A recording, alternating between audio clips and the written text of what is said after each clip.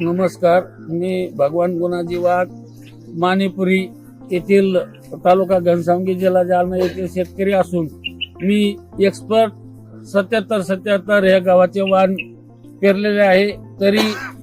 या एकरी 40 किलो बी पेरलं असून या गावाला एका दाण्यापासून 15 ते 18 फुटत आहे आणि या गावाच्या वंबीचे वाण 4 ते 5 सेंटीमीटर आहे आणि याच्यात दाणे सुद्धा टपुरे असून मला एकरी 20 ते 25 क्विंटल उत्पन्न होण्याची अपेक्षा आहे.